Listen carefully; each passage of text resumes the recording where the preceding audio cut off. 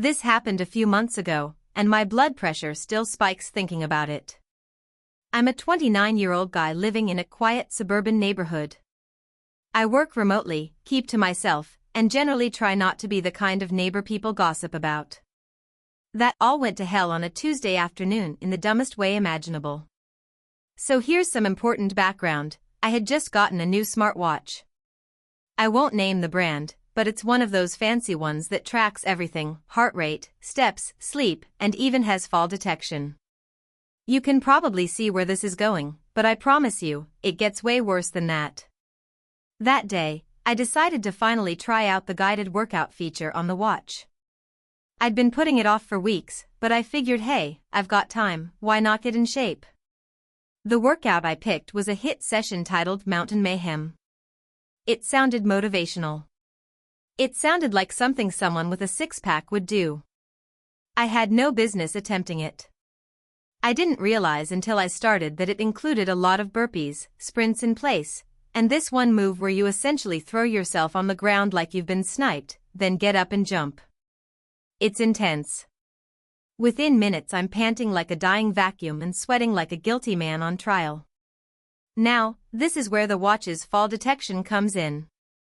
It apparently couldn't tell the difference between me doing rapid chest-to-floor movements and me having a cardiac event. It buzzed once. I ignored it. It buzzed again. Then I got a text from my emergency contact, my sister. "You okay? Your watch said you fell." I started typing all good, but before I could hit send, the watch apparently decided I was unconscious and auto-dialed 911. I didn't even notice it had done this, because I had taken the watch off mid-set to mop up my sweat and thrown it on the couch. So while I was in the middle of flopping around like a dying fish on my living room floor, the watch was sitting there, unresponsive, helpfully telling emergency services that I was in grave danger. Now, I live in a very quiet suburb. Nothing exciting ever happens here. So when dispatch got that emergency ping, they sent everyone. First responders, fire truck, and, because I wasn't answering my phone when they tried to call back, a police cruiser. Sirens and everything. Here's the part that lives rent-free in my nightmares. While all this was happening, I had headphones in. Big, noise-canceling, workout-type headphones. So I didn't hear the sirens. I didn't hear the knocking. I didn't even hear the door get kicked in. Yes. Kicked. In. Apparently, I had locked my front door, so the responders, believing they had a cardiac arrest situation on their hands, broke down the damn door and charged into my house. That was the exact moment I had just finished my last mountain climber and collapsed, sweaty and shirtless, on the rug in a pool of my own effort. So when I finally took off my headphones and turned around, I saw two paramedics, a firefighter, and a cop standing in my living room. I screamed. One of them screamed. It was chaos. The firefighter nearly hit me with a defibrillator before realizing I was very much alive and extremely confused. Once everyone calmed down and the situation was explained, the cop just rubbed his temples and said something like, "Well, that's a new one," while the paramedics packed up their gear. I apologized profusely, which would have been more effective if I hadn't looked like a sweaty gremlin who'd just risen from the depths of hell. But we're not done. Because the sirens had been blaring and this is a nosy neighborhood, at least half a dozen neighbors had gathered outside, craning their necks and whispering. By the time the emergency crew left, with me apologizing so hard I almost sprained something, the story had already mutated. One neighbor asked me later if it was true that I'd had a seizure and fought off the paramedics. Another heard I'd been found unresponsive and naked. I was shirtless. Big difference. To make matters worse, the busted-in door couldn't close properly, and I had to stand there holding it shut while the fire department called in a guy to secure the entry point, which involved a giant piece of plywood and some bright orange tape. My house looked like a crime scene for 3 straight days. My sister still brings it up every time we talk.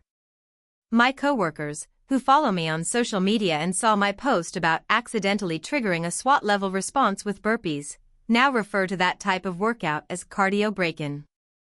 And my neighbors? I've become that guy. The weird recluse who triggered a full-blown emergency because he was too out of shape to survive a fitness app. The kicker? My smartwatch recorded the entire workout as a light activity and only credited me with 92 calories burned. 92. So yeah. TIFU by trying to get healthy and instead getting publicly humiliated, destroying my front door, and achieving suburban infamy. On the bright side, nobody doubts that I live alone anymore. Or that I need to take it slow when it comes to mountain-themed fitness. If you enjoyed the video, don't forget to leave a like and subscribe to the channel. It helps the content grow and motivates me to create even more great videos. Turn on notifications so you don't miss any new uploads. By the way, I'm curious, when do you usually watch my videos? While working, studying, or just relaxing at home? Let me know in the comments, I'd love to hear from you. Thank you for your support. TIFU by accidentally sending an embarrassing message to my boss and then desperately trying to cover it up. So, I've never been a huge fan of technology, and I've never been great at keeping my professional and personal lives separate. I know, that's probably something I should have learned a long time ago, but I've always just been a little too comfortable with my phone and emails. The following is a cautionary tale of how one small mistake spiraled into one of the most embarrassing moments of my adult life. It all started on a Tuesday morning, when I was in the middle of responding to some urgent emails. I had just finished a call with a client and was about to send a quick follow-up when my phone buzzed. It was a message from my best friend, Mark, who had been texting me about something ridiculous he saw online. It was one of those memes that were so stupid they were almost funny, but, it was still early, and I needed a distraction. So I quickly tapped open the message, read it, and laughed out loud in my office. You know the kind of laugh where you can't help but snort because you're trying to suppress it? Yeah, that's how bad it was. I didn't want anyone in the office to think I was slacking off, so I hurriedly typed a reply to Mark. I remember typing, haha, that's so dumb. I love it. I bet my boss would love this one too. Maybe I'll send it to her during the meeting later.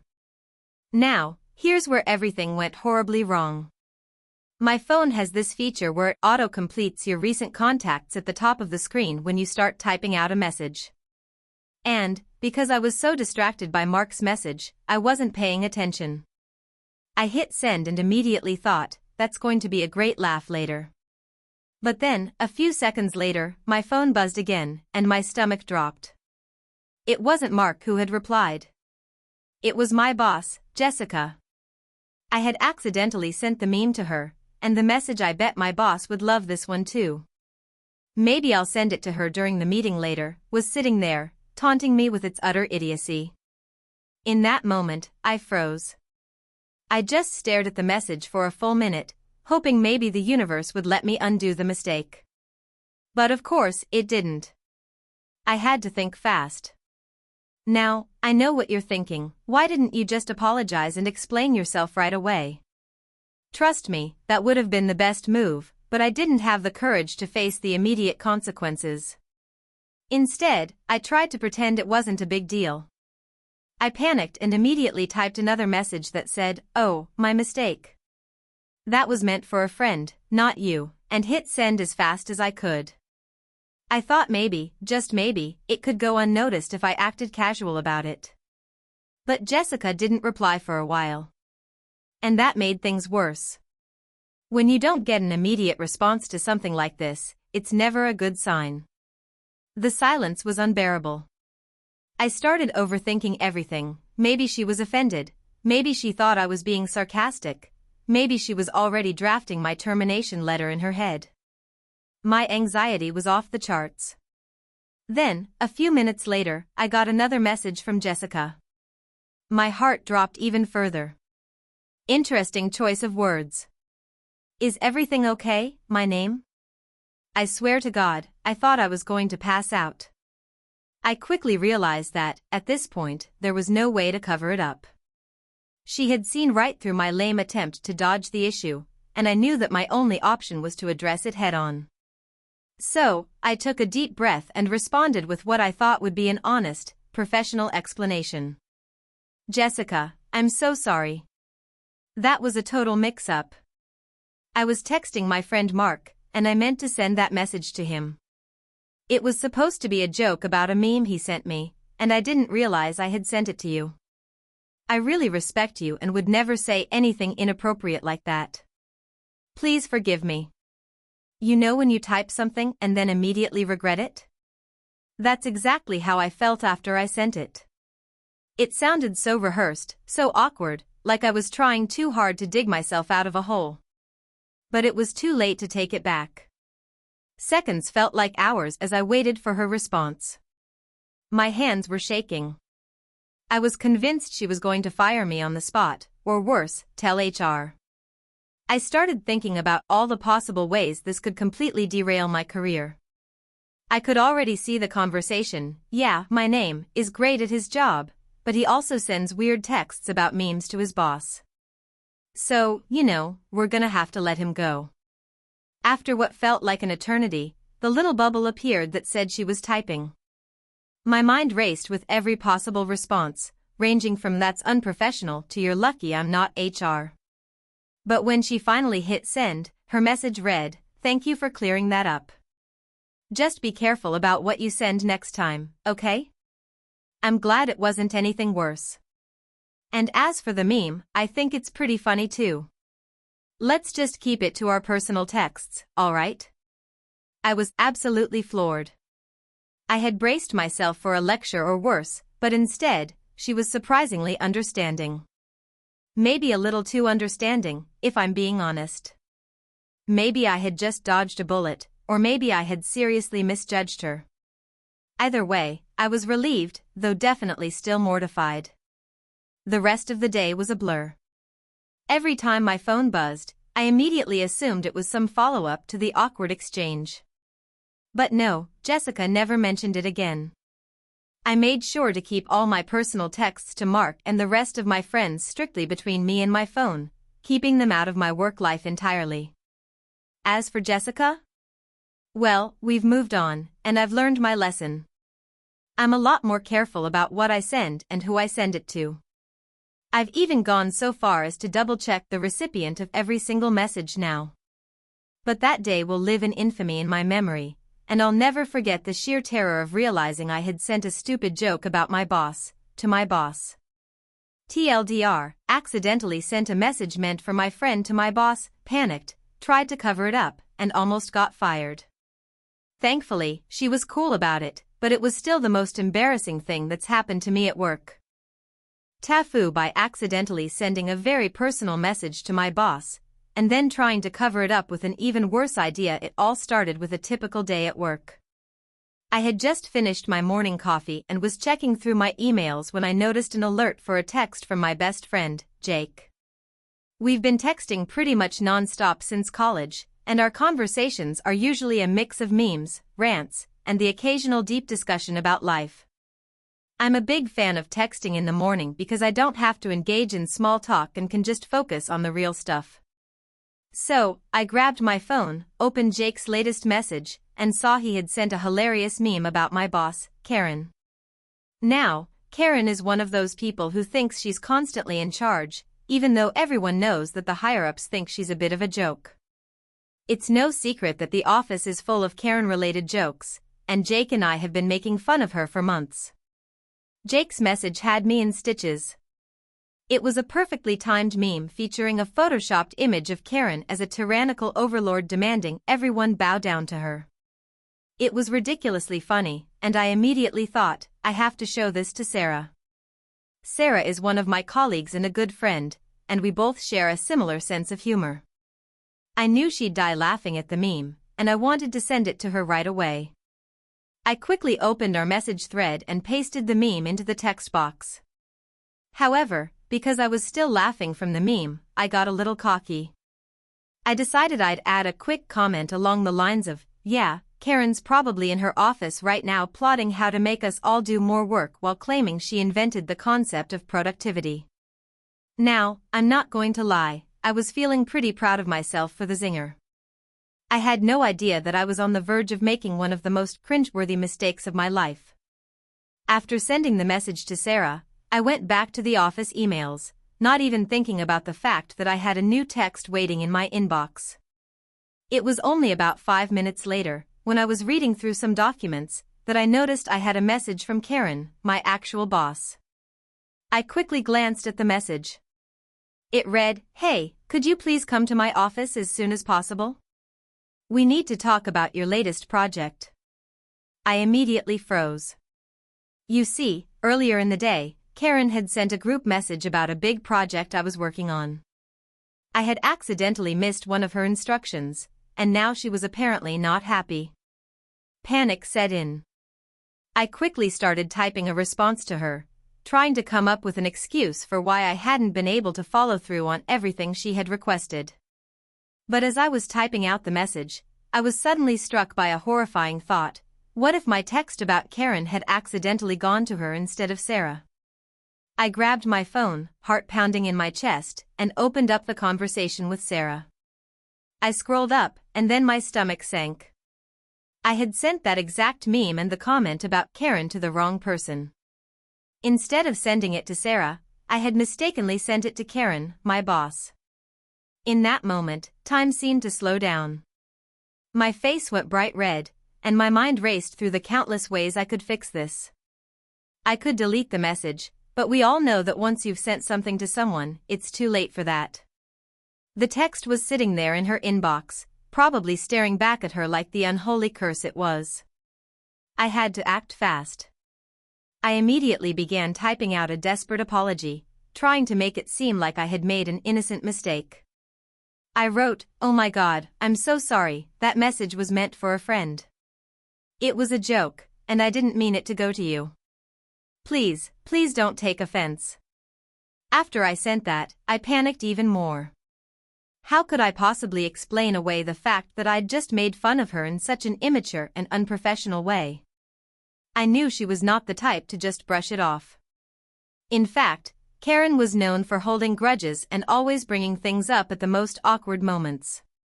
In an effort to cover up the massive hole I had just dug for myself, I immediately started crafting a funny follow-up message to Karen. I thought, maybe if I go along with the joke, it'll soften the blow. I typed, "Karen, I think you'd actually look pretty badass as a ruler. Maybe you should start wearing a crown around the office. I'll personally design it for you." As soon as I hit send, I regretted it. The follow-up message was even worse than the first one. Instead of trying to apologize properly, I was making more jokes and digging the hole even deeper. I could already hear the voice of my old college professor ringing in my head. Sometimes humor is the worst way to handle a bad situation. But it was too late to take it back. I sat there for a few minutes, agonizing over the fact that I had just completely ruined any hope of being taken seriously by Karen ever again. I imagined her storming out of her office to have a serious talk with me, or worse, dragging me into HR.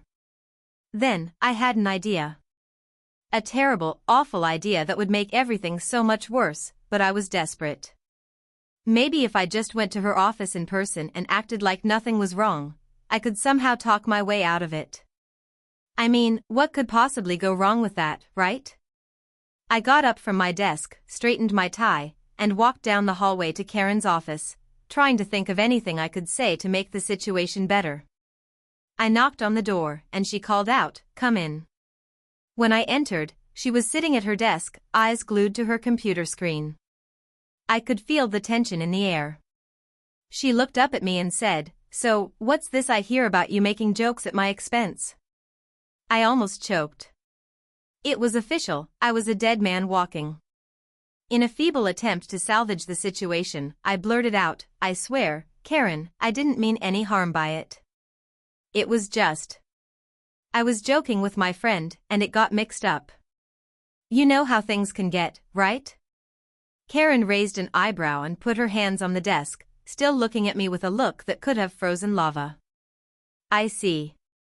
Well, if you think this is funny, we can discuss it further after you finish your project. I suggest you get back to work." I nodded, my face burning with embarrassment. I quickly exited her office, but not before hearing her mutter under her breath, "You need to learn how to keep your jokes to yourself." In the end, Karen didn't escalate the situation further, but I'm still not sure how I escaped from that without being completely fired. I learned 2 things that day: 1, don't ever text your boss accidentally, especially about them, and 2, never try to fix a bad situation with humor when it's not appropriate. After the incident, I made it a point to never, ever let my phone out of my sight again during work hours. And Jake? He still sends me memes about Karen, but now I've made sure that I send them to the right person. I think I've learned my lesson. Hopefully. TIFU by accidentally crashing my friend's wedding with a totally inappropriate gift. So, a few weeks ago, my life went from being relatively normal to absolutely chaotic in about 24 hours, all thanks to an ill-thought-out decision and a complete lack of common sense. It's still hard for me to believe what happened, and to be honest, I'm writing this in the hopes that if I can laugh about it now, maybe I can eventually convince myself that I didn't irreparably ruin everything. Let me set the scene. My best friend, let's call him Mike, was getting married. We had been friends since childhood, and we had always been close. In fact, we were so close that we had shared a ton of life events together: high school graduation, college shenanigans, and even each other's breakups. So naturally, I was invited to his wedding, which was set to be the social event of the year in our little town. Now, Mike and his fiancée, Sarah, are a great couple. I have always thought they were perfect for each other, and their wedding was shaping up to be the kind of event you read about in magazines. Gorgeous venue, fancy catering, and a band that could actually play music without making you wish you were deaf. It was going to be a classy affair, which I probably should have taken as a hint that I should temper my usual antics. I should probably mention that I've never been great at understanding the normal way to gift things for major life events. Birthdays? I'm fine. Christmas? No problem. But weddings? I mean, come on. The registry, the traditional gifts, the custom towels with monograms, it's all so formal. I knew Mike and Sarah had a registry, but I didn't want to get them something boring, like a toaster or a vase. I thought, I'll get them something unique. Something unforgettable. That's when I came up with the idea. If there's one thing that Mike and I have always bonded over, it's our mutual love for movies. We would spend hours watching films, discussing obscure details, and reenacting iconic scenes. And so, in my infinite wisdom, I decided that the best wedding gift would be a life-size cardboard cutout of a celebrity. But not just any celebrity. No, I went for the ultimate statement. I got a life-size cardboard cutout of Nicolas Cage dressed as the character he played in National Treasure. I thought it would be hilarious, totally out there, but still thoughtful in its own weird way.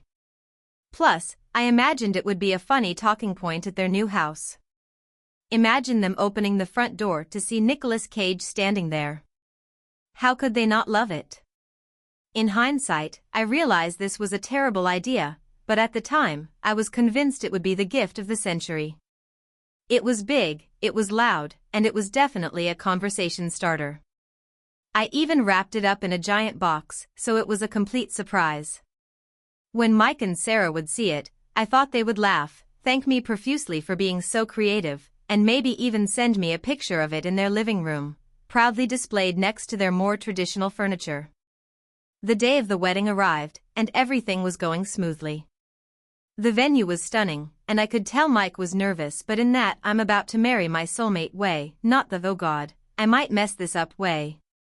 I arrived at the venue with my gift in tow, hoping that my quirky contribution would be the highlight of the night. I even joked with a few of the other guests about how epic this gift was going to be. The ceremony was beautiful. Mike and Sarah exchanged their vows, and I was genuinely touched by how perfect they looked together. I even got a little choked up during the vows, though I would never admit that to anyone.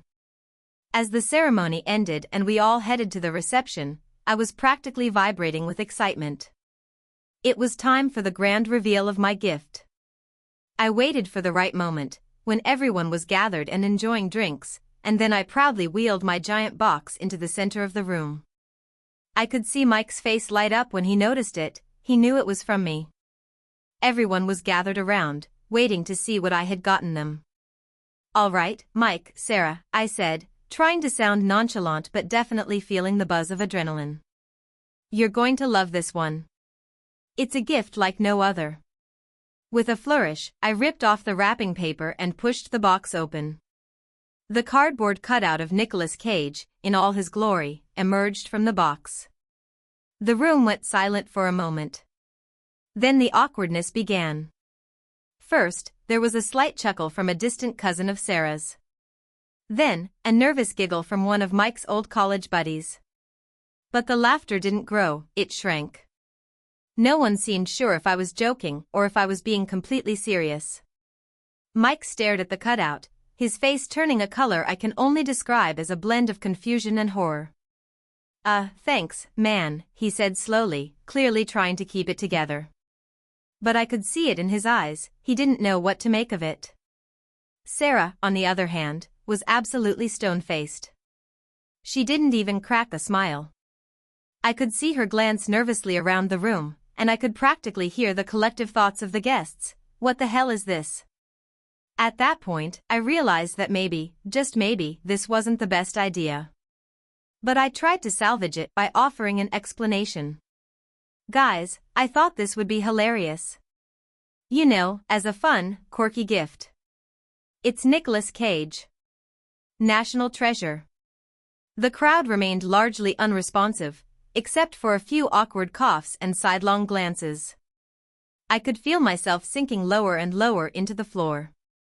Mike was still trying to make light of it, but it was clear he was uncomfortable.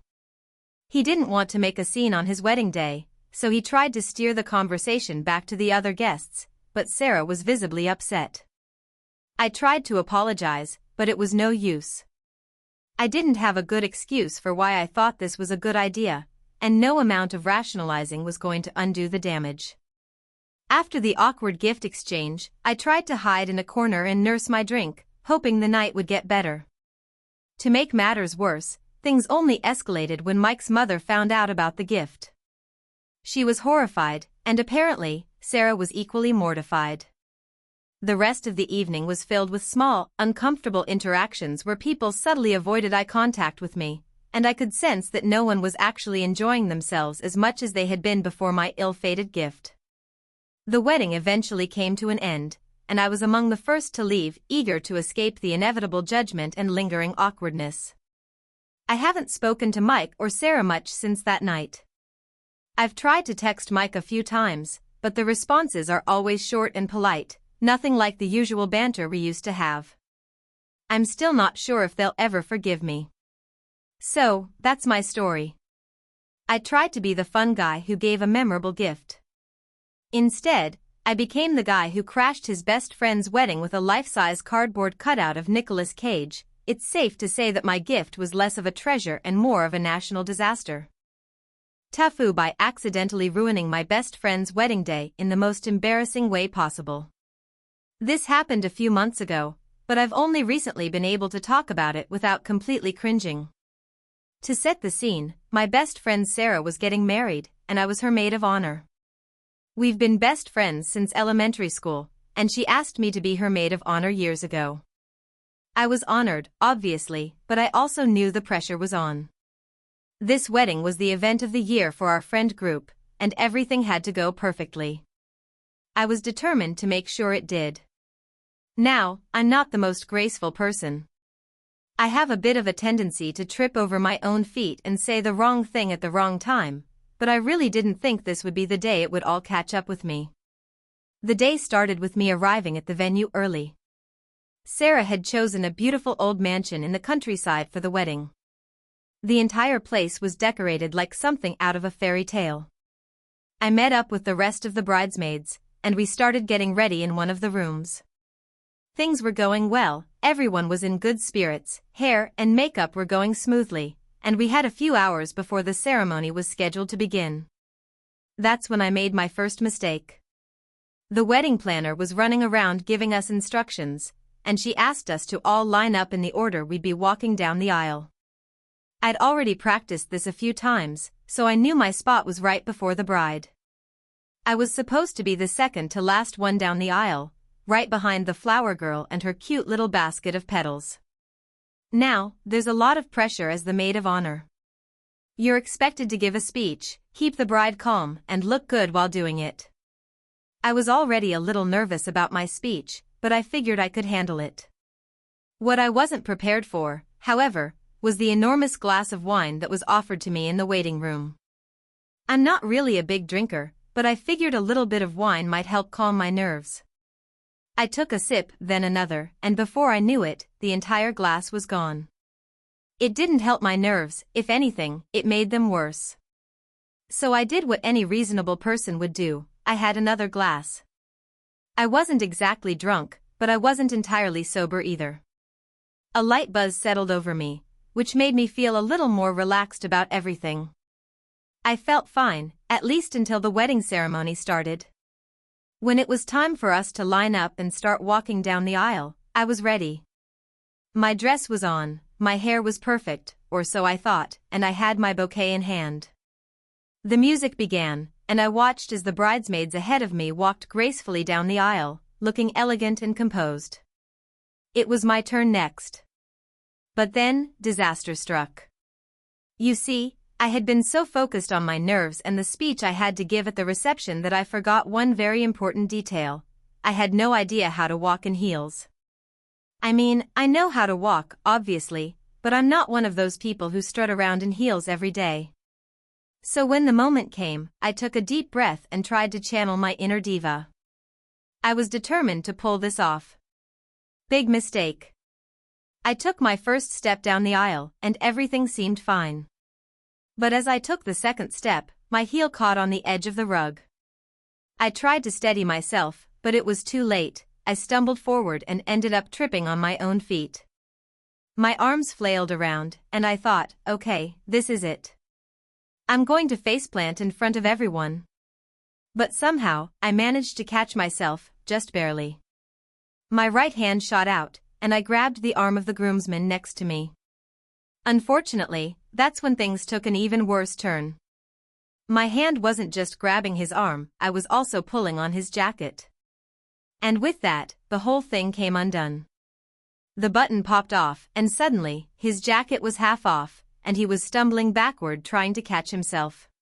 In the midst of my failed attempt to walk gracefully, the groomsman was now flailing behind me.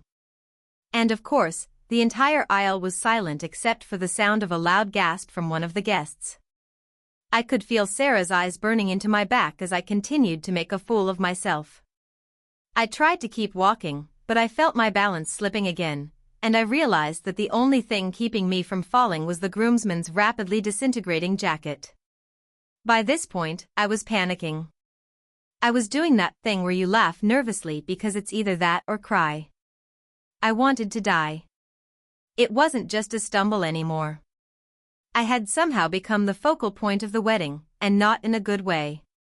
People were staring at me as I desperately tried to pull myself together. Finally, I made it to the altar, red-faced and out of breath. I stood there awkwardly, not sure where to look, feeling like I had just done the most embarrassing thing in the world. But my ordeal wasn't over. As the ceremony continued, my nerves got the best of me again. Sarah's dad gave his speech, which was touching, and I was doing my best to hold it together, but then it was time for my speech. The maid of honor speech.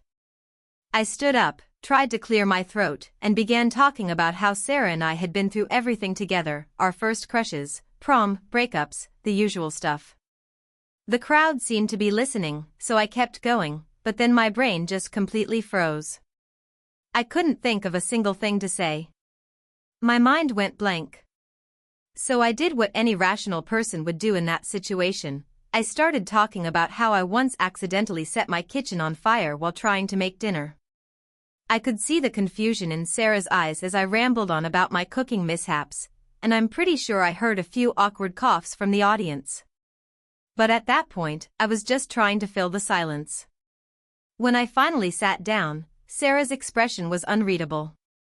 She smiled at me, but it was that kind of smile that says, "I love you, but what the hell just happened?" After the ceremony, things were a bit strained. The reception was nice, but I couldn't shake the feeling that I had ruined everything.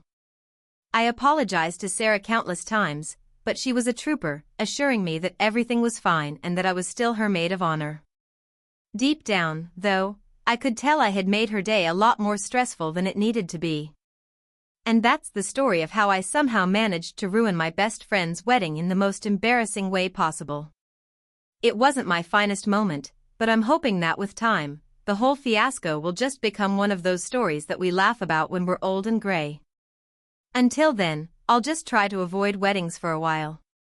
TLDR, I tripped, almost ruined a groomsman's suit, and gave a maid of honor speech about setting my kitchen on fire during my best friend's wedding.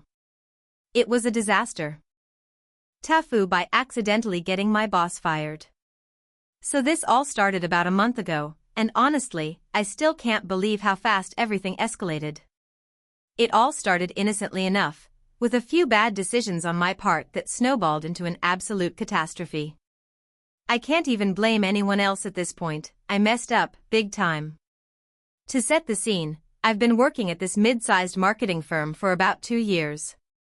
I'm not the highest-ranking person in the company, but I have a decent position and a good relationship with most of my colleagues, especially my boss, Greg. Greg was one of those guys who was always chill, very approachable, and never got too stressed about things. He was a great manager. He had a solid reputation for being competent and supportive, and his team always performed well. Anyway, one day, we were all in a team meeting when Greg announced that he'd be going on a 2-week vacation to Europe with his family.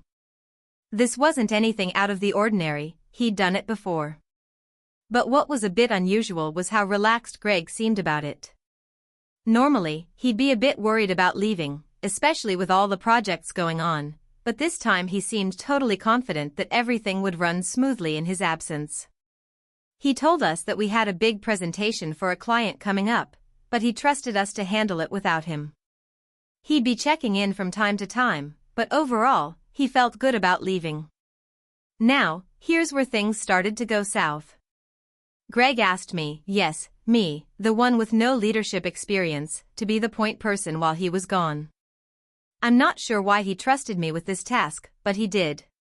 He said I was the most reliable person on the team, which was flattering but also terrifying. I immediately felt the weight of responsibility crash down on me, but Greg assured me that he would only be a phone call away if I needed anything. The first few days of Greg's vacation were pretty uneventful. The team was handling the regular tasks, and I was mostly coordinating things behind the scenes. But then, disaster struck. One of our biggest clients, a major tech company that we'd been working with for a few years, reached out with an urgent request. They had just had a huge setback with one of their product launches and needed us to pull off an emergency marketing campaign for them. I'm talking about a 24-hour turnaround time.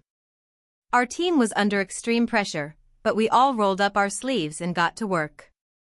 Greg had always told us to keep him updated, so I figured I'd shoot him a quick message to let him know about the new project and the insane timeline. That's where I made my first mistake. Greg was on vacation, and I should have known better than to send him an email about a new, high-pressure project. I should have just kept him out of the loop and let us handle it. But I didn't. I sent an email that went something like this: "Hey Greg, hope you're enjoying your vacation. Just wanted to let you know that we've got a huge emergency project from, client name, and the timeline is crazy tight. We'll handle it, but I wanted to give you a heads up in case you want to check in on us or need any details." I thought it was a nice, polite email, and I figured he'd just read it, maybe give me a quick reply saying, "Good luck" or something like that. But no. Instead, I got a reply from Greg about an hour later, which I should have expected considering he was one of those always-on types. His reply said something along the lines of, "What the hell is this? Why didn't you run this by me before agreeing to it? You're pushing us into a corner with this, and now I have to figure out how we're going to make this work. I don't know what you were thinking." I was completely caught off guard. First of all, Greg had always been supportive, even during crunch time. He had never, in all the time I'd worked there, reacted like this. Second, he was supposed to be on vacation. He shouldn't have even been checking his emails. I mean, I didn't want to be the one to tell him that he needed to chill and take a break, but I didn't expect this level of freakout over an urgent project. I started to panic. I quickly responded, apologizing for not giving him a heads up earlier and assuring him that we were handling the situation. But Greg's tone only got sharper. He started sending emails demanding updates every hour, pointing out things that could go wrong, and generally making it clear that he was getting more and more frustrated. It felt like everything I did was being criticized, and I began second-guessing every decision I made. Then came the breaking point. The project ended up being more complicated than we expected. The client wasn't very clear about their expectations, and the tight timeline meant that there were a lot of miscommunications. I spent sleepless nights working on revisions, trying to pull everything together, while Greg was sending me passive-aggressive emails about how he didn't think we were ready and how disappointed he was in how things were going. At one point, he even sent me a long email about how unprofessional he thought the whole team was being, and how he couldn't believe we were in this situation. I was so stressed out by this point that I didn't even realize how bad the situation had gotten. I was trying to cover up mistakes and push things forward, but Greg kept digging deeper into the project, making it clear that he thought we were all failing. By the time the presentation rolled around, it was a disaster. We had a half-baked campaign, the client was unhappy, and Greg was furious. Now here's where I made my second huge mistake. Instead of stepping up and owning the situation, I tried to shift the blame. I told Greg that the team had been overwhelmed and that we had communicated as best as we could, but there were issues that were beyond our control. It was a half-truth, and it didn't help that Greg was already on edge. He wasn't in the office to see the situation firsthand, and my lack of clarity and honesty made him lose trust in me and the team. The fallout was quick and severe. Greg wasn't just disappointed anymore, he was downright angry. The client wasn't happy either, and they threatened to pull their business if things didn't improve. By the time Greg returned from his vacation, it was clear that his reputation had taken a hit. He tried to salvage the situation, but it was too late. The higher-ups in the company started questioning his judgment, and before long, Greg was fired. It felt like a punch to the gut. Greg had always been there for me, and now I had played a major part in his downfall. The worst part? I didn't even mean to cause this. I thought I was just trying to manage the team and make sure everything went smoothly in his absence, but in reality, I had taken on way more than I could handle, and it cost him his job. I still feel guilty every day about it. I've tried to make things right by picking up the slack at work, but nothing feels like it can fix the damage. I still miss having Greg around as a boss, and I'll never forget how things spiraled so quickly from that one email. The moral of the story? Don't over-communicate with your boss while they're on vacation, especially when you're in way over your head. Lesson learned. TIFU by accidentally sending my therapy notes to my entire office, so this happened about a week ago, and I've just now crawled out of the blanket fort of shame to share it. For context, I, 29M, started seeing a therapist a few months ago. Nothing dramatic, just your run-of-the-mill existential dread and emotional constipation. My therapist, let's call her Dr. M, suggested I start journaling between sessions to externalize the inner narrative, which is therapists speak for dump your brain into a Word doc. I took this very seriously. Every night, I wrote in this document with the unfiltered intensity of someone convinced they were writing a private novel titled Why I'm Broken, a memoir by me. Some entries were serious and tear-jerking. Others were ridiculous and borderline unhinged. One day I wrote a 600-word rant about how I hate the sound of people chewing. Another day I dissected my recurring dreams about being chased by giant ducks. You get the idea. Anyway, I work in marketing at a mid-sized firm. Every Friday, our team sends out a weekly wrap-up email. We each send our updates to my boss, Clara, who compiles everything and forwards it to the whole office. Last Friday, I was running late and absolutely scrambled from lack of sleep, thanks, Duck Dreams, so I quickly exported my status update from Google Docs and emailed it from my phone. Except I didn't attach the update doc. I attached the wrong file. Guess which file I attached? Yep. The therapy journal. I didn't realize my mistake until I got the forwarded company-wide email from Clara, subject line, weekly updates, great work team. I opened it, scrolling through the usual blurbs about ad performance, campaign metrics, and upcoming client meetings. And then there it was, asterisk asterisk from, my name, asterisk asterisk weekly update, and below that? The first 3 pages of my therapy journal, copy-pasted into the email. Not even a tasteful preview. The whole damn thing. The first line? Sometimes I wonder if my inability to form meaningful relationships is because I cried during Shrek 2 and nobody else did. I wanted to die. Page 1 was a mix of self-deprecating monologue and raw emotional overshare. Page 2?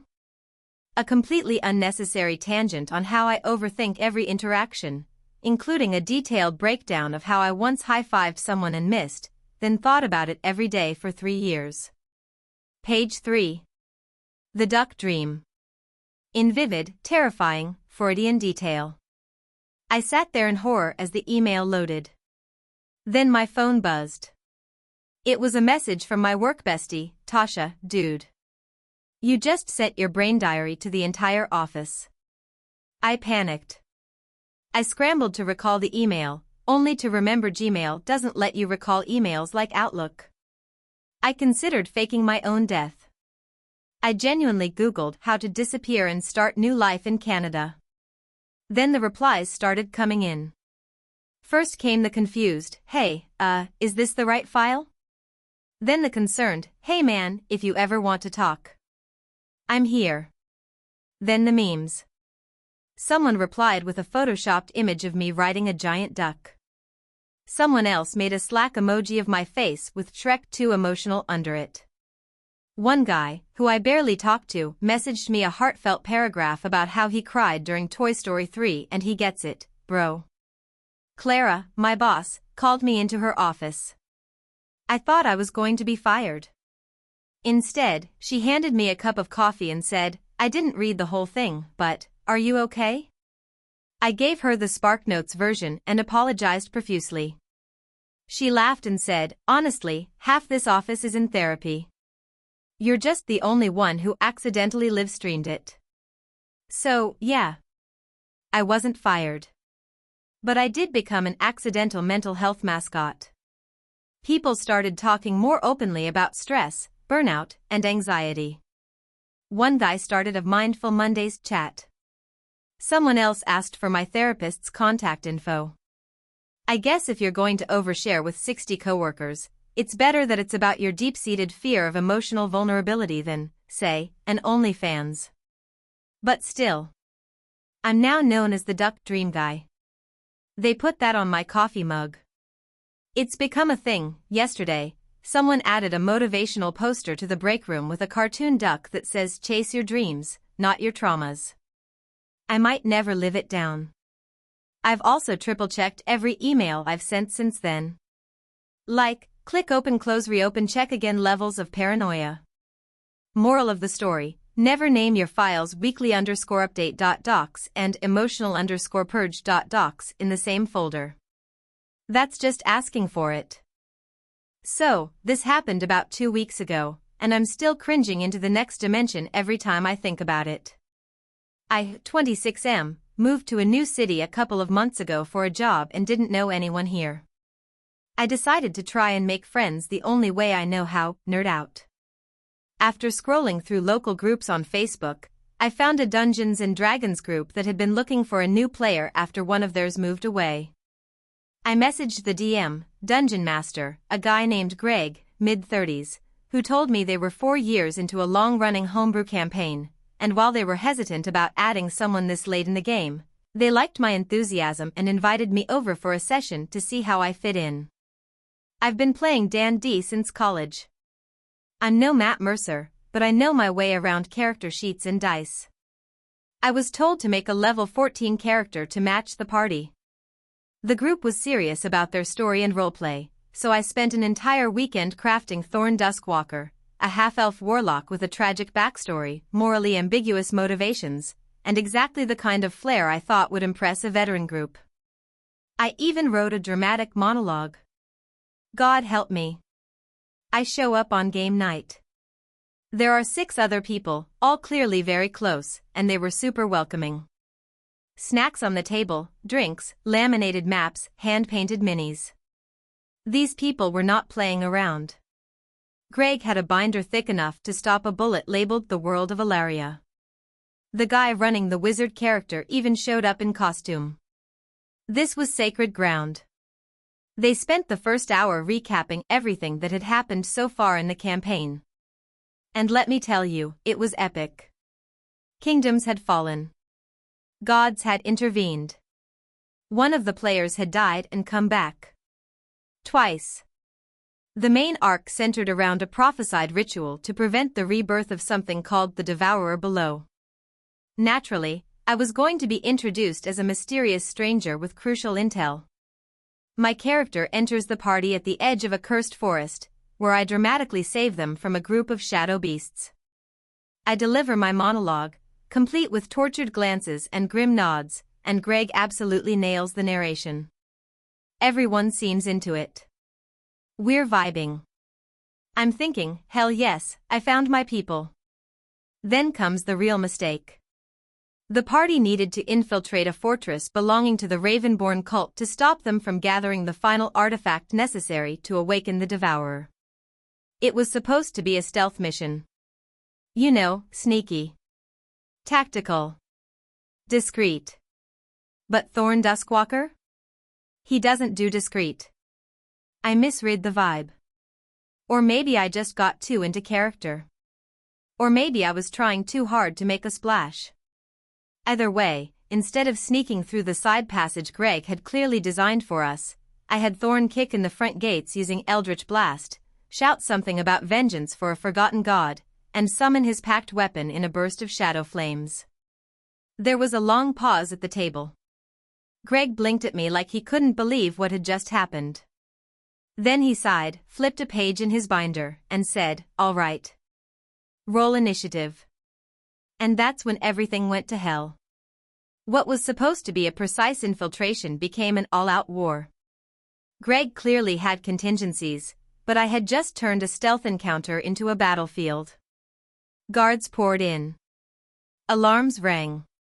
And then the artifact, which, unbeknownst to me, was already mostly awakened, reacted to all the chaos and activated early.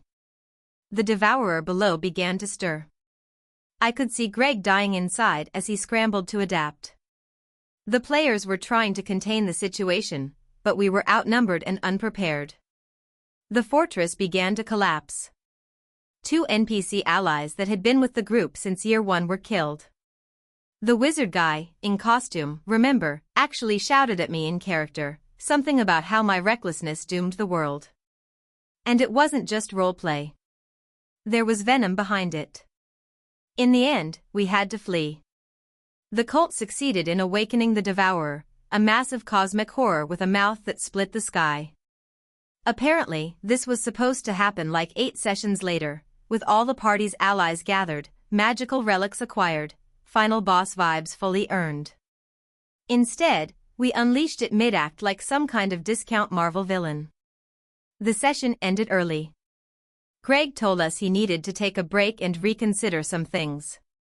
Everyone kind of awkwardly shuffled out. One guy gave me a pat on the shoulder that felt like he was trying to comfort me after a funeral. I messaged Greg the next day to apologize and offer to retcon the whole thing, but he just said, "Nah, the world has changed. Actions have consequences. We'll see where the dice fall." I haven't been invited back. From what I've gathered, the group is now doing a time skip arc where their characters are older and hardened from 5 years living under the rule of the Devourer. It sounds awesome. It also sounds like they've named the apocalypse after my character. Duskwalk. I accidentally turned their epic hero's journey into Mad Max meets Eldritch Hellscape in under 45 minutes. I'm now in a different, much more casual D&D group where we spend most sessions failing at bartering with goblins. I haven't played another warlock since. Hey, friends! If you enjoy this content, don't forget to like the video and share your thoughts in the comments. We really want to know what you like and what can be improved. What do you think of the video? Are there any topics you'd like to see in future videos? Your feedback really helps us get better. Thanks for being with us.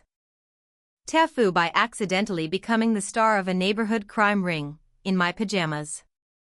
So this happened a few weeks ago, but I'm still getting weird looks from my neighbors, and it's only now becoming funny enough for me to talk about without dying inside. For context, I live in a pretty chill suburban neighborhood, the kind with lemonade stands in summer and passive-aggressive Facebook groups about trash cans left out too long. I'm a 33-year-old dude who works from home in tech, which mostly means I live in various levels of pajamas and forget how to interact with people on a regular basis. It all started because my neighbor, let's call her Linda, asked me to house sit and watch her dog, Pickles, for 3 days while she visited her daughter. I agreed, partly because Pickles is an adorable little gremlin, and partly because I figured it'd be nice to have a change of scenery and raid someone else's snacks guilt-free. Linda gave me her keys, a printed list of Pickles-related duties, and a note that said just be careful with the alarm, it's a little weird. That should have been my first red flag. Day 1 went fine. Pickles and I bonded over some leftover rotisserie chicken and reruns of Frasier. Day 2 is where everything began to unravel. It was around 11:30 p.m., and I was in full slob mode, old pizza-stained sweatpants, a t-shirt with a mysterious hole near the armpit, and bedhead that could legally be considered a bird's nest. I was just heading over to Linda's to let Pickles out one last time before bed. I walked over, key in hand, yawning, phone in pocket. I opened the door, walked in, and the second it clicked shut behind me, the alarm system started shrieking like a banshee with a megaphone. Now, this wasn't just any alarm. This was the kind of alarm you hear in movies right before someone rappels from the ceiling in a ski mask. I panicked and started punching in the code Linda gave me. Nothing. More beeping.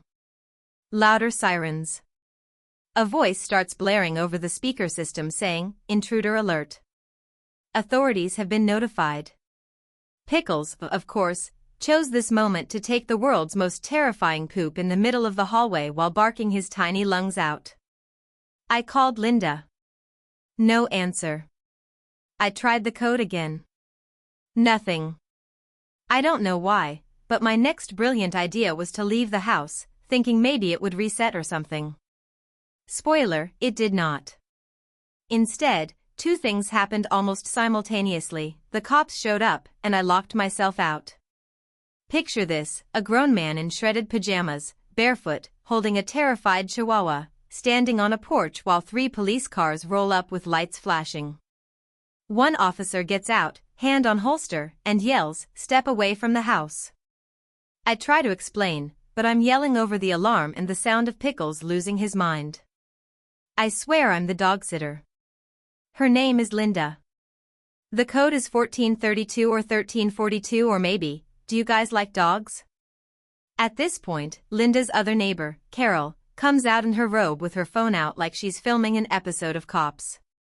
I hear her say, "That's the guy. He doesn't even live there. I think he was casing the place yesterday." Turns out, Carol had seen me earlier that day wandering around Linda's yard, trying to figure out how the hose worked. That, combined with my semi-feral appearance, convinced her I was a burglar who liked to snoop before making his move. The officers make me put the dog down and walk toward them with my hands up. One of them is clearly trying not to laugh while another one is asking me questions like, "So what exactly is your relationship to Pickles?" Eventually, Linda calls back. Her voice is groggy, and she's clearly been asleep, but when she hears what's happening, I can hear her go from sleepy to horrified in 0.3 seconds. She confirms my identity, gives the correct alarm code, which was one digit off from what she wrote down, and the police finally stand down. You'd think it ends there, but no. Apparently, because of Carol's call and the way I was suspiciously circling the yard, I got flagged on the local neighborhood app as a potential porch pirate, which is what they call people who steal Amazon packages. Someone posted a blurry ring cam photo of me holding pickles like a baby, with the caption, "Seen lurking. Possibly armed. Be vigilant." So now I'm locally infamous. The next morning, I walked to the coffee shop 2 blocks away. The barista took one look at me and said, "Oh, hey, you're the guy who broke into Linda's house." People have started waving at me differently. Like, cautiously. The mailman avoids eye contact. Carol hasn't apologized, but she did offer me banana bread the next week, which might have been a peace offering or poisoned. I haven't decided. And Pickles? Pickles now barks every time he sees me like I'm the personification of the apocalypse. I'm 90% sure he posted the ring cam footage himself. So yeah. TIFU by accidentally convincing my entire neighborhood I was a criminal mastermind in sleepwear, and now I'm the suburban legend known as the Pajama Bandit. TIFU by trying to impress my girlfriend's dad with my outdoor skills and almost burning down half a state park. So, this happened about a month ago, and I'm still getting roasted for it, pun intended, every time I go near a grill, lighter, or even say the word camping. For context, my girlfriend, let's call her Emily, and I have been dating for about a year. Things are great, like stupidly great. The only obstacle is her dad, who's basically a real-life Ron Swanson. Big, burly dude with a lumberjack beard, ex-military, lives off-grid 2 weeks out of every month kind of guy. He carves his own furniture. His handshake feels like a hydraulic press. Now, I'm more of a, let's say, indoor cat. I work in tech. I collect retro video games. The closest I get to roughing it is when Starbucks runs out of oat milk. But I really wanted this guy to like me. Emily told me her family was doing a weekend camping trip in a big state park and that her dad invited me to come. He said he wants to get to know you, she said with a smile that, in hindsight, masked the chaos I was walking into. Day 1 starts off okay. I managed to put up my tent with only minor humiliation. Her 10-year-old niece finished before I did. Emily's dad, let's call him Mike, sizes me up with that silent stare that feels like it's peeling your skin off, but he doesn't say anything too aggressive. We go on a hike, I lag behind, pretend I'm just appreciating the scenery. That night, he lights a fire with flint and steel like some wizard while I watch, trying not to look impressed. And then, it begins. Mike says something like, "Tomorrow we're splitting up to do our own meals. Let's see what you've got." Emily raises her eyebrows at me. This is clearly a challenge. Now here's the thing, I have grilled before. Like, apartment balcony burgers. I once used a cast iron skillet. I figured I could handle camp cooking, easy. I spent the night mentally planning the most alpha meal I could think of, steak. On an open fire. With roasted potatoes in foil. Man food. The next morning, I wake up early to get everything ready. Everyone else is doing their thing, cooking oatmeal, heating up breakfast burritos, whatever. I've got my little site picked out with the fire ring. I pour in charcoal and wood like I saw Mike do the night before, and I pull out my secret weapon, lighter fluid. A lot of it. Because if some is good, more is better, right? Wrong. I douse the whole setup. Like, douse it. The moment I light it, there's this whoosh that sucks the air out of my lungs. A fireball erupts and I jump back, singeing my eyebrows in the process. Everyone within 50 feet hears the noise. A couple kids scream. Mike looks over from across the campground, chewing jerky, and starts speedwalking toward me with the exact expression a firefighter might wear if he saw someone trying to deep fry a turkey in a woodshop. It gets worse. Turns out, the embers from my overzealous fire pit, combined with the light breeze that day, shot out little sparks that floated over to the dry brush outside the fire ring. Within minutes, a small grass fire starts crawling across the edge of the campsite. Panic sets in. Emily's mom grabs a cooler and starts dumping water. Her little cousin starts crying. Mike yells something like "contain it," while I, in my infinite wisdom, decide to grab my unopened bag of charcoal and try to smother the flames with it. All I end up doing is feeding the fire like an idiot. Eventually, the park rangers show up. Someone had already called them, thank God. They bring in a little ATV with a water tank and hoses and put everything out before it spreads to the trees, but not before about 400 square feet of dry grass has turned to ash. They're not amused. They ask me if I started the fire, and I say yes because, obviously, I did. They take my information, write up a report, and kindly inform me that I'll be receiving a citation and possibly a fine depending on how the investigation goes. They don't arrest me, but I've never felt more like a criminal in my life. Mike doesn't say a word for the rest of the day.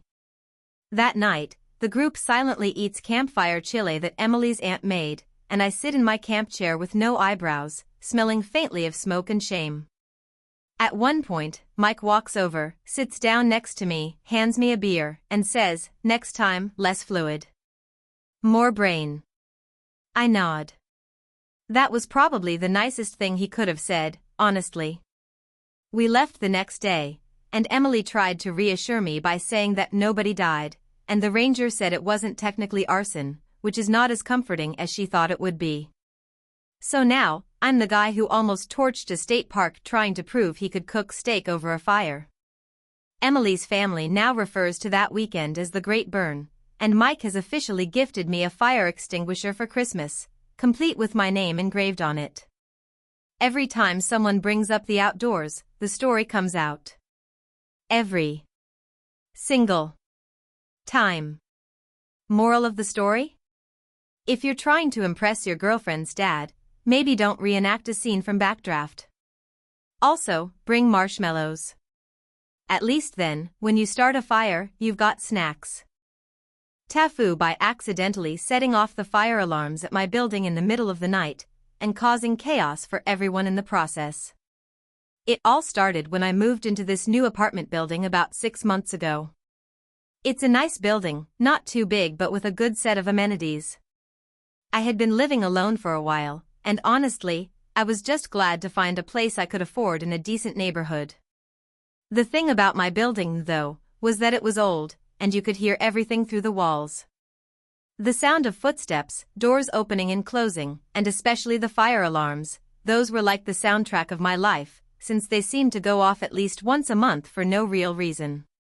Now, I'm not exactly the type to freak out over little things, but I'm also not one to ignore safety warnings. So, when I was told about the fire alarm system during the move-in orientation, I paid close attention. The alarms were connected to a central system that notified the fire department automatically if they were triggered, and they would ring throughout the building, even in the middle of the night. This fact alone was a little unsettling, but I figured it was just part of living in an older building. One Tuesday night, around 2 a.m., I found myself wide awake. I had been on a late-night binge of watching some documentary series, and I was too wired to sleep. I decided to get up and grab a snack from the kitchen, nothing too exciting, just some leftover pizza. The kitchen is a bit of a maze, with lots of drawers and cabinets that all look the same, so I ended up rummaging around a bit before finding my food. When I got back to the couch, I realized I had spilled some crumbs on the carpet. At this point, I thought I might as well vacuum them up, because, why not, right? So, I went over to the closet where I kept the vacuum, and while I was in there, I noticed the fire extinguisher hanging on the wall. It had been bothering me since the first day I moved in. The thing was ancient, and I honestly wasn't sure if it would even work if there was a real fire. It was one of those old red ones that probably hadn't been checked in years. Anyway, for some strange reason, I thought, hey, I should probably check this out just to be safe. I grabbed it off the wall and tried to read the instructions, but they were pretty faded. But I figured, what's the worst that could happen? I just give it a quick inspection to make sure it's not expired or anything. Now, at this point, I should probably mention that I was in a kind of half-asleep, almost delirious state. You know, the kind of tired where your brain doesn't fully function, but you still have just enough energy to make poor decisions. And that's where everything started going wrong. As I was holding the fire extinguisher, I noticed a small black lever on the top, just beneath the nozzle. I don't know what came over me, but I thought, what does this do? I tried pushing the lever, and that's when it happened, something hissed, and I immediately realized I had just activated the fire extinguisher. But before I could even process what was happening, a burst of powder shot out, and it completely filled the air around me. I panicked. I tried to quickly twist the extinguisher back into its original position, but nothing worked. The powder kept spewing out. My apartment was covered in this fine, white dust that settled everywhere. The couch, the floor, the ceiling, hell, even the pizza I had been eating was now covered in it. At that moment, I didn't know what to do. My first thought was to run to the window and open it, hoping to air out the place, but all I could see was the same pitch-black sky of a typical night. Then it hit me, oh my God, I might have triggered the fire alarm. I rushed out of the room, grabbing the vacuum cleaner in an attempt to clean up the mess, but before I even reached the living room, the unmistakable sound of the fire alarm blared through the entire building. You know the sound, loud, screeching, and impossible to ignore. It was as if the building itself was screaming at me for my stupidity. Panic surged through me. The fire alarms in this building weren't just loud, they were connected directly to the fire department. They would call the fire trucks automatically if the alarm was triggered. I could already imagine the firefighters rushing over to my building, fully suited up, all because of my idiotic curiosity. So, in the middle of the night, I'm standing there, completely covered in fire extinguisher powder, trying to figure out what to do. I couldn't just ignore it. I grabbed my phone and quickly dialed the building's emergency line, praying that someone would answer. After what felt like an eternity, a sleep-deprived, groggy-sounding voice picked up. It was the building manager. "Hello," he said, clearly not prepared for the chaos at 2 a.m. Hi. It's me from apartment 2B. I accidentally triggered the fire alarm. I think I messed up the fire extinguisher. It was an accident." There was a long pause on the other end. Then he responded, "Oh, no. Okay, I'm sending someone right now." Just as I hung up, I heard sirens approaching in the distance. The fire trucks were on their way. My stomach dropped. The last thing I wanted was for the entire neighborhood to be woken up in the middle of the night because I had tried to check if my fire extinguisher was still working. Within minutes, I heard the unmistakable sound of sirens outside. They were here. A moment later, there was a knock at my door. I opened it to find two firefighters, fully dressed in their gear, standing there looking at me like I had just ruined their night. They walked in, checked the situation, and I had to explain everything: how I'd accidentally triggered the fire extinguisher, how I was trying to clean up the mess, and how the fire alarms had gone off because of my stupidity. They were surprisingly chill about it, but one of them couldn't help but laugh a little. "You know, the fire extinguisher is supposed to be used on actual fires, right?" "Yeah," I said, sheepishly. I figured that out the hard way. After a few minutes, the fire department gave me the all clear, and the building manager apologized for the inconvenience. They even offered to help clean up some of the mess, but at that point, I was too embarrassed to let them. As they left, one of the firefighters patted me on the shoulder and said, "Next time, just call us first. No need to test out the extinguisher in your apartment." So, in the end, I had a perfectly good reason to stay up for the next few hours and finish vacuuming up the powder.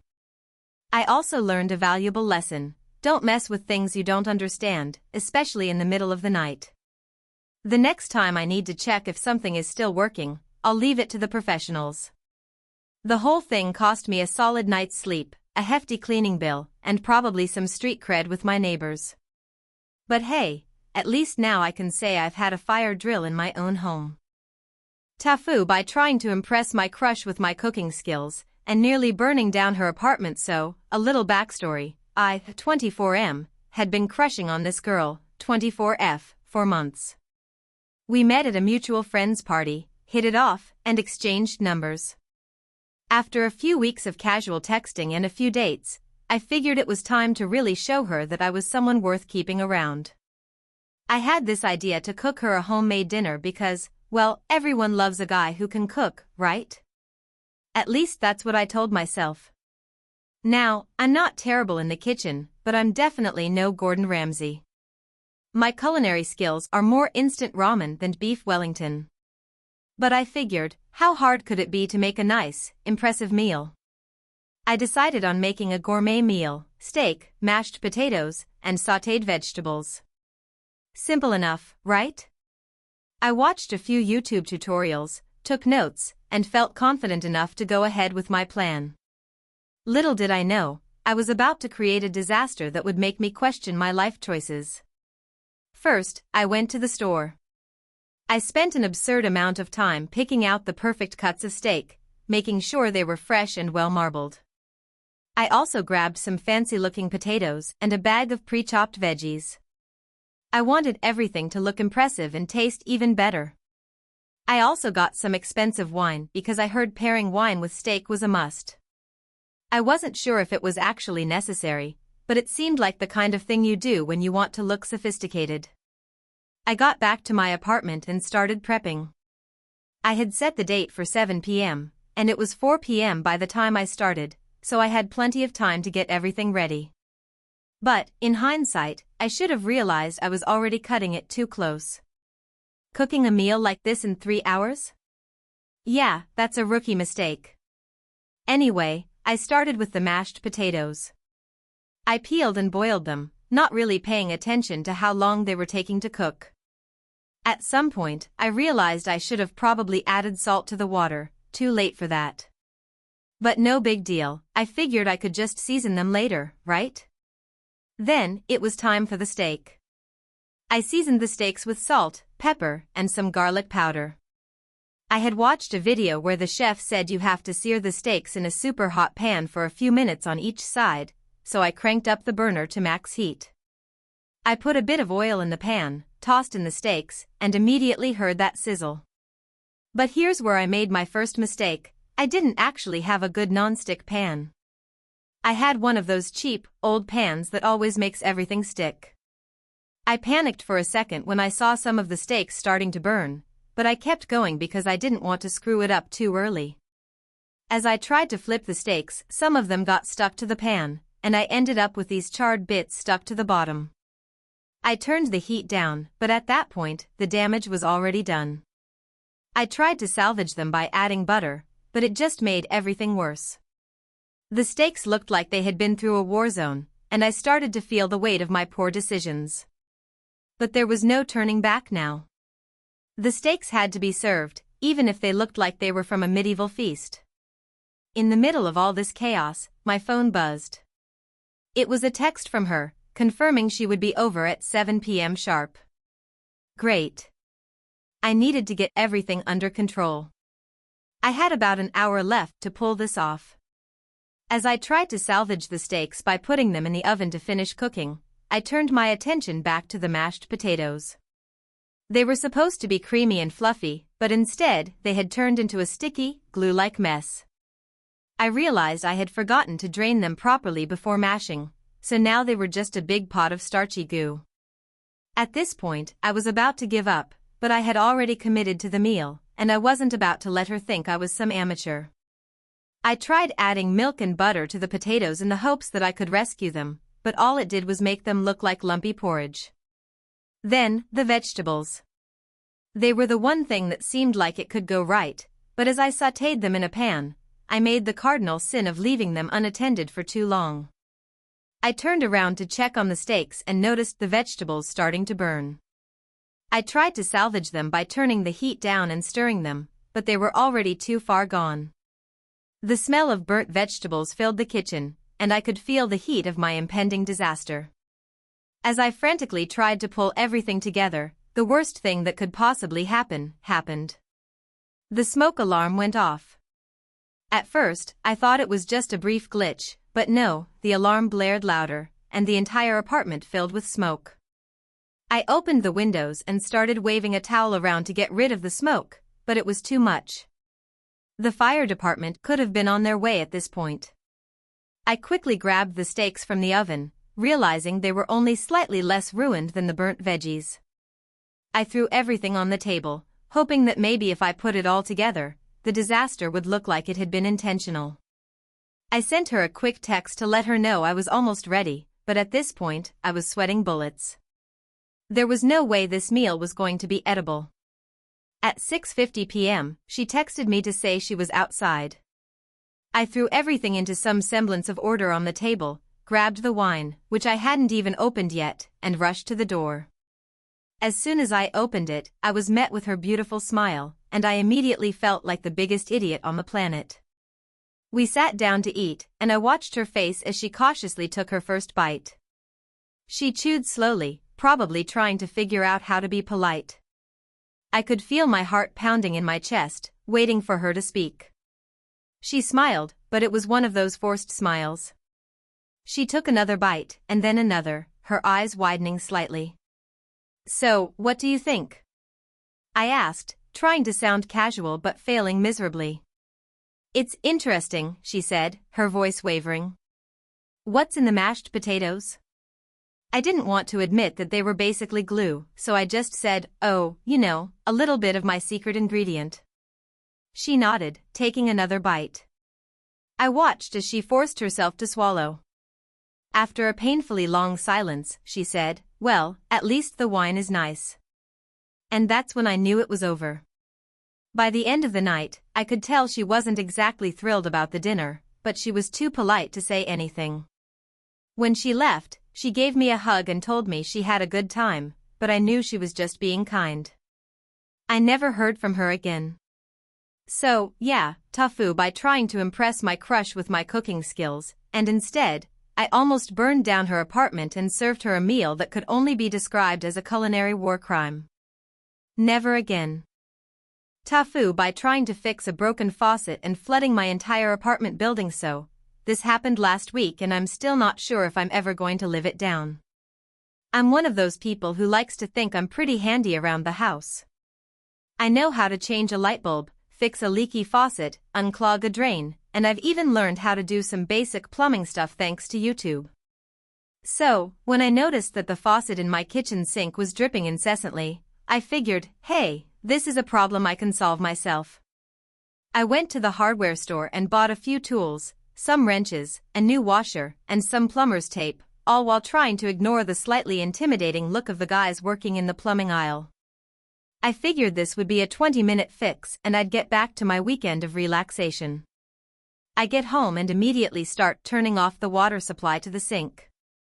My apartment has one of those weird old shut-off valves under the sink that only seem to work half the time, but after a bit of struggling, I managed to get it turned off.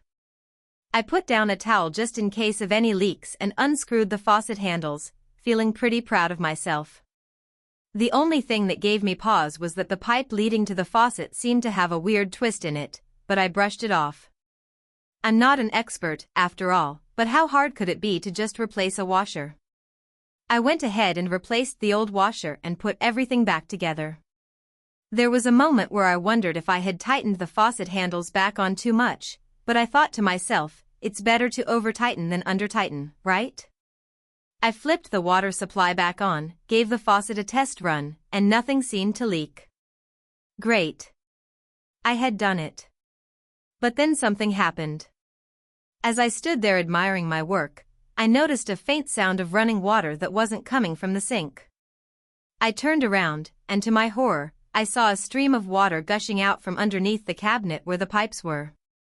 At first, it was just a trickle, but then the water started spraying more violently. I panicked and tried to twist the faucet handles back to the off position, but they were already as tight as they could go.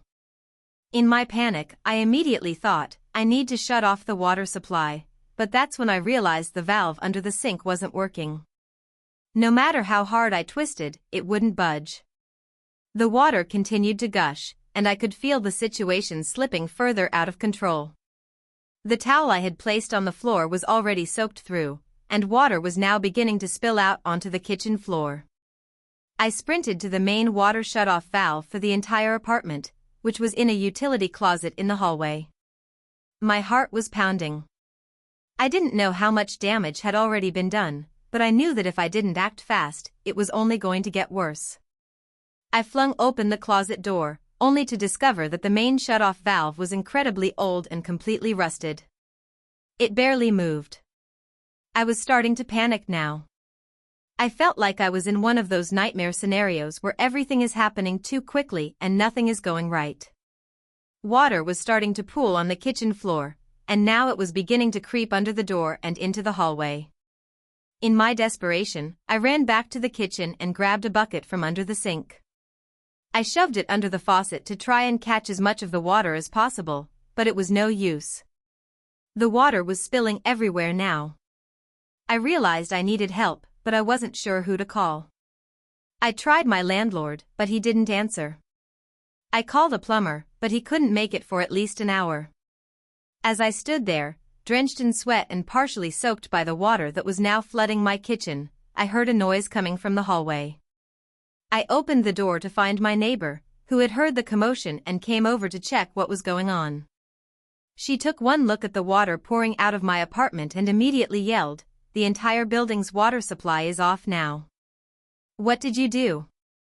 At that point, I felt like I was going to pass out from the stress.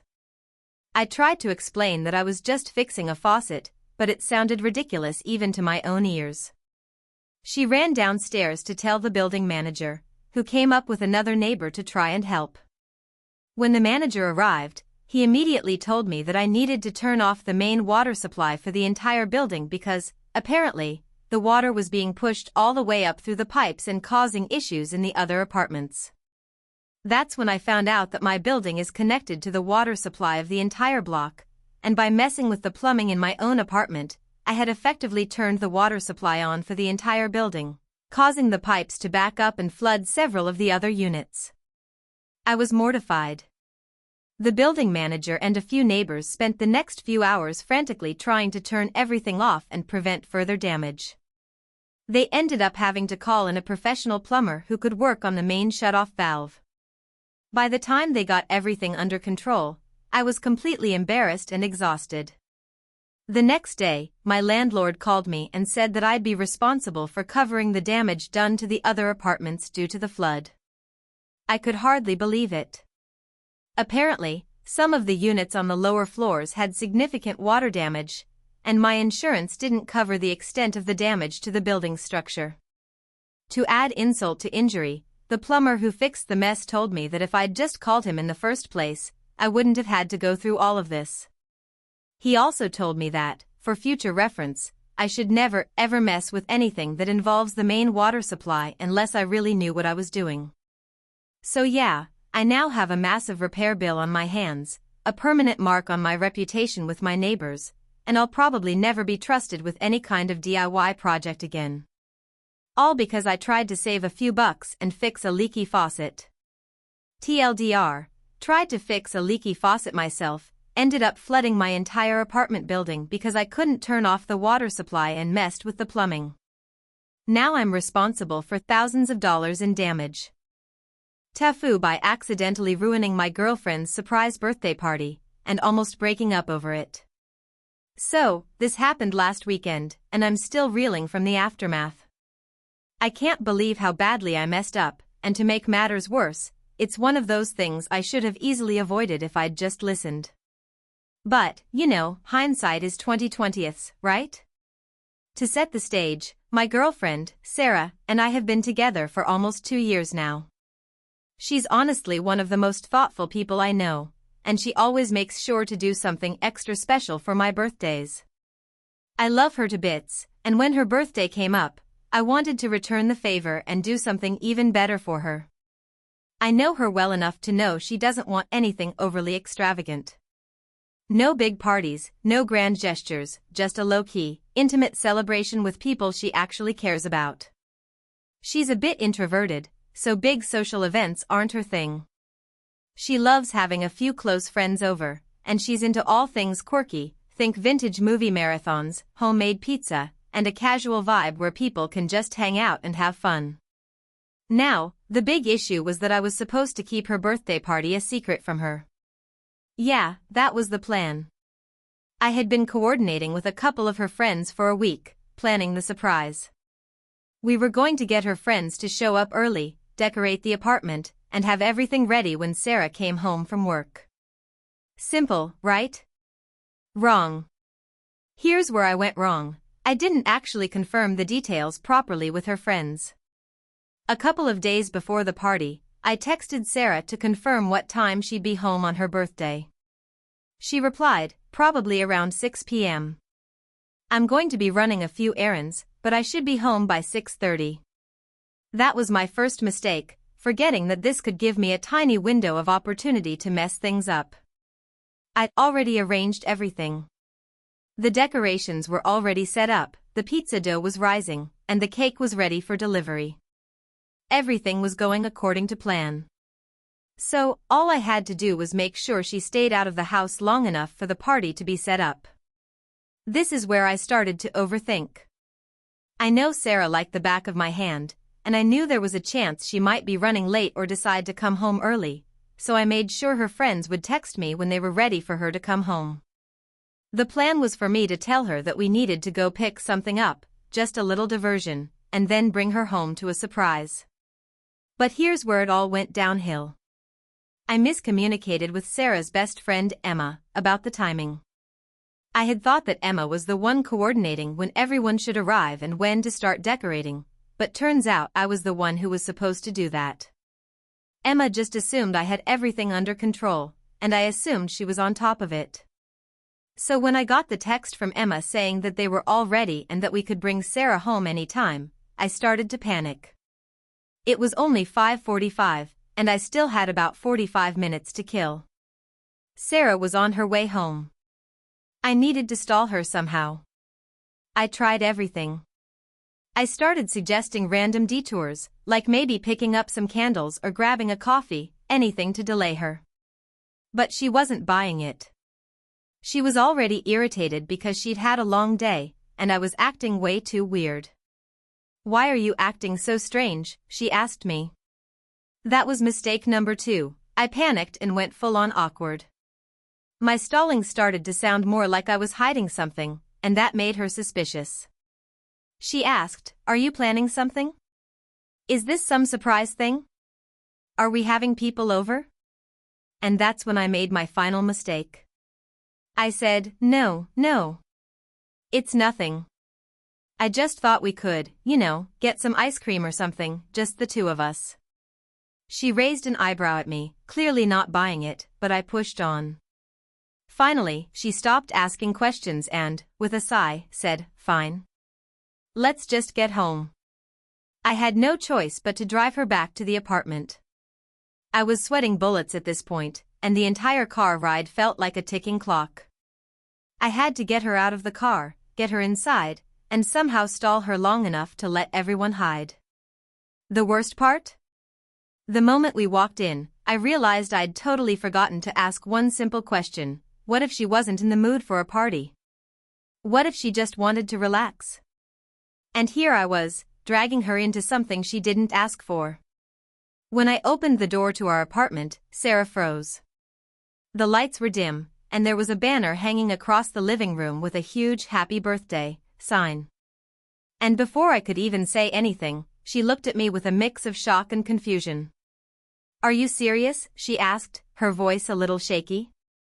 She looked around and saw her friends jumping out from behind the couch and yelling, "Surprise!" She stood there, completely frozen. I wasn't sure what to do. I was waiting for her to laugh, or at least smile. But instead, she took a step back and looked at me. "I can't believe you did this." I immediately felt the weight of the situation sink in. I tried to salvage it by saying, "I thought you'd like it. It's your favorite people, your favorite food, everything's here, just like you wanted." She didn't respond right away, and that made me panic even more. I turned to Emma, who was standing awkwardly by the door, and tried to give her a signal that this was going horribly. But Sarah just stood there, processing it all.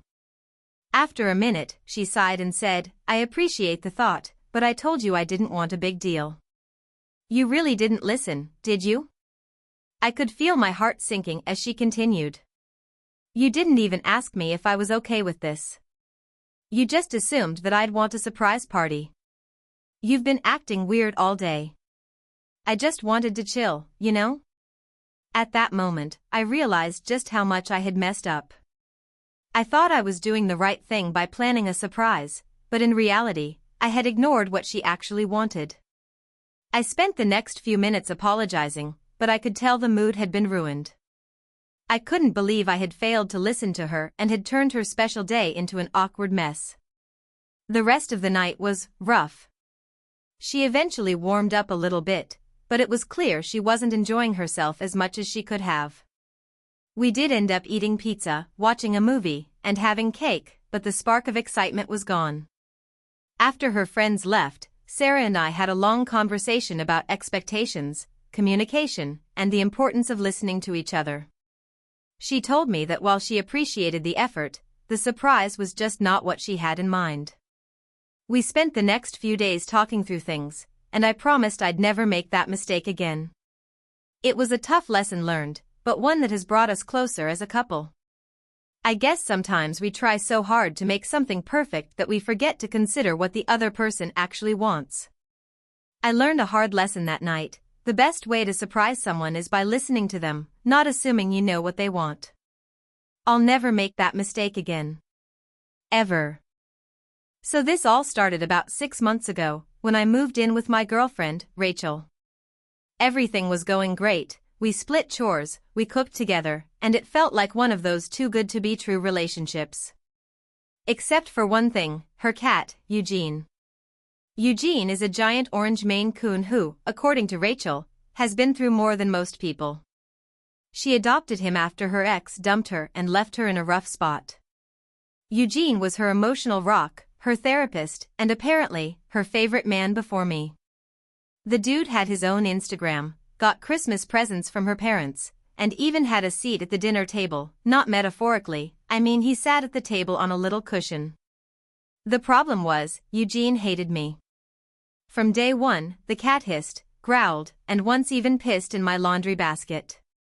Rachel was mortified, but also very defensive. "He's just territorial," she said. "You have to earn his trust." So, being the stupidly competitive idiot I am, I decided I'd win Eugene over. But not by the usual treats or playtime. No, I went full method acting. I became Eugene. It started with harmless stuff. When Rachel wasn't home, I'd mimic Eugene's meow just to mess with him. Then I started watching him, like really watching him. How he walked. How he yawned. How he knocked things off the counter just to assert dominance. I practiced copying his gait around the apartment. I even found myself sitting on the back of the couch in the exact way he did, just to see if I could feel what it was like to be the cat. Then came the night Rachel was on a Zoom call with her friends and she jokingly said, "Sometimes I think Eugene's smarter than half the people I know." I was in the other room, heard that, and without thinking, meowed from the hallway. She paused. "Did you hear that? That was so weird. That sounded like Eugene, but he's right here." She laughed. I laughed. Eugene did not. But that gave me an idea. The next time Rachel left for work, I started talking to Eugene. Not in the usual who's a good boy tone, but like we were equals. I'd meow. Then respond to myself in cat voice. Sometimes I'd even crawl around the apartment on all fours. This went on for weeks. I'd meow at 2 a.m., knock cups off tables when I wanted attention, and stare at Rachel from the hallway when she was on the toilet, just like Eugene. I committed. And weirdly, Eugene started warming up to me. He'd sleep at the foot of the bed instead of across the apartment. He'd let me pet him. One night, he even climbed onto my chest and purred like a motorboat. I was so proud I almost cried. Rachel noticed, too. "Wow, he really likes you now." What changed? I just smiled and said, I guess I'm just a cat guy. But then the line blurred. There was one evening when I was curled up in the papasan chair, wrapped in a blanket, and Rachel walked in, looked at me and said, "You and Eugene are like twins." I didn't respond. I just blinked slowly at her. She laughed, took a picture, and walked away.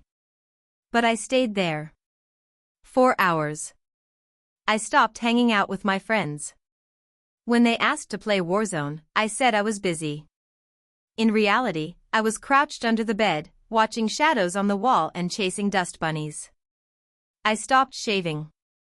I slept during the day and roamed the apartment at night. I even developed a weird craving for tuna. At this point, I should have stopped. But I was too deep. I was living a double life, man by day, cat by, also day. And night. Things took a sharp turn 2 weeks ago when Rachel brought home a friend from work. We'll call her Jess. She was allergic to cats but came over anyway because she wanted to meet me. We're sitting in the living room, Rachel and Jess chatting on the couch. Eugene is sitting across the room, eyeing Jess like a predator. I'm on the floor next to the couch, crouched on all fours, because I thought it'd be funny to act like Eugene for a second. Jess turns to me and laughs, "You really are like him." And I, without thinking, crawled under the coffee table, looked her dead in the eyes, and let out the most guttural, throaty meow I've ever produced. Silence. Jess stared at me like I'd grown a second head. Rachel blinked, smiled awkwardly, and said, "He does that sometimes." Jess left 15 minutes later and never came back. I don't blame her. Rachel confronted me that night. "Okay, I need to ask, are you okay?" I shrugged. "Yeah, why?" She paused. "You were licking your hand and wiping your face during dinner." I had no memory of that. But when she showed me the video, sure enough, I was licking the back of my hand and rubbing it over my ear while she was talking about her mom's birthday party. She sat me down and gently asked if I wanted to talk to someone. A therapist, maybe. That's when I realized I had become Eugene.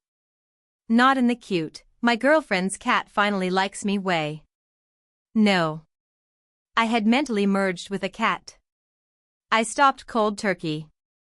Deleted all the cat videos I'd bookmarked. Unfollowed the cats of TikTok accounts. Took a long, hot shower. Sat on an actual chair like a normal person. Rachel has been patient. She laughs about it now. Sometimes she calls me Whiskers when she's feeling cheeky. Eugene seems disappointed in me, like I abandoned some sacred feline brotherhood. But the worst part? Sometimes, when Rachel's asleep, I still find myself crouching on the windowsill at 3 a.m., watching the streetlights and wondering if I could make the jump to the next building. Not because I want to, but because Eugene could. So this happened last month, but the scars are still fresh, both emotionally and professionally. A little context first. I, 29 recently started working for a medium-sized software company after almost a year of being unemployed. My last job ended in a fiery layoff situation where the entire dev team got the boot, so I was hungry for stability and desperate to make a good impression. Like, yes sir no sir kind of eager. First week, I was borderline overdressed. Day 2, I brought muffins for the whole office. The hunger was real. Now, I love music when I code. I focus better, I get into a flow state, and the world disappears. But I also know there's a fine line between chill and antisocial, so I was trying to strike that balance. My new manager, let's call him Greg, seemed pretty laid back. Think flannel shirts and dad jokes. My team? Mostly a mix of Gen Zers who speak in memes and 2 quiet guys in their 40s who communicate via Jira tickets. Day 4, I decide to bring in my new noise-canceling over-ear headphones. I just got them for my birthday, top of the line, expensive, and honestly, they're so good they could drown out an air raid siren. I figured I'd just put them on during heads-down coding blocks and take them off for meetings or casual team stuff. Simple, right? Well, things started great. I got into the zone, cranking out code like a caffeinated octopus. Every so often, I'd notice someone walking past my desk or waving and I'd smile and nod, totally oblivious to what they were saying or why they were gesturing. I assumed they were just being friendly. Then, right before lunch, I vaguely registered some motion in my periphery. Greg was standing next to me, mouth moving, obviously trying to talk to me. I jumped and yanked the headphones off. He laughed and said something about getting lost in the matrix, and I apologized profusely. He seemed chill, so I didn't think much of it. Now here's where it all goes sideways. After lunch, we had an impromptu fire drill.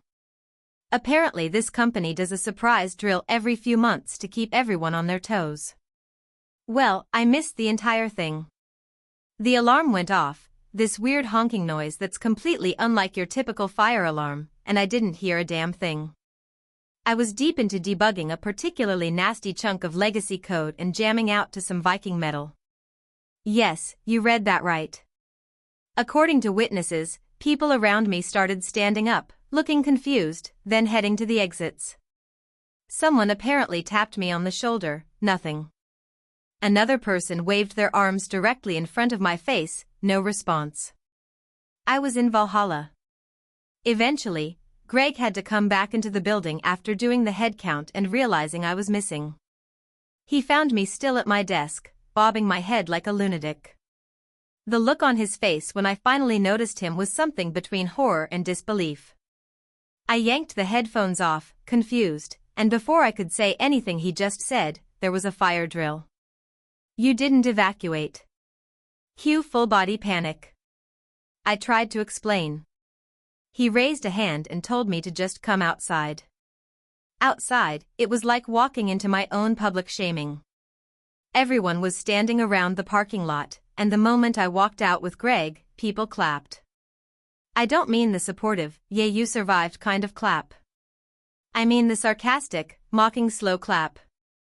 One guy actually yelled, "Hey, the building's not on fire anymore, you can go back to debugging." I wanted to melt into the asphalt. Greg gave a quick talk to the group, throwing in a reminder about headphone volume and safety protocols, but didn't name me directly. Didn't have to. I was that guy now. I spent the rest of the day quietly avoiding eye contact and contemplating early retirement. But wait, there's more. The next morning, I walk in and someone has left a gift bag on my desk. Inside? A pair of neon orange construction earmuffs with a note that read, *4 when you really, really need to zone out. Safety first. I wanted to die. Later that day, HR called me in. Not to reprimand me, thankfully, but to tell me they'd be updating the fire drill procedures to include visibly checking all workstations, which, while sensible, also meant they were literally changing policy because of me. They even asked if I'd be okay with being part of the training video they're planning to make next quarter. I declined. Politely. It's been a few weeks since then, and things have calmed down, but the nickname stuck. Around the office I'm now known as Fireproof. One guy changed my Slack display name to it and it somehow stuck across all my tools. Even Greg uses it now in meetings. Moral of the story? Noise-canceling headphones are great, until they isolate you so completely that you miss an entire building evacuation and become the subject of future workplace safety training materials. Thank you for watching until the end. If you enjoyed this video, don't forget to like and subscribe to the channel so you won't miss new videos. Also, leave a comment, I'd love to hear your thoughts. Your support and engagement mean a lot to me. See you in the next video.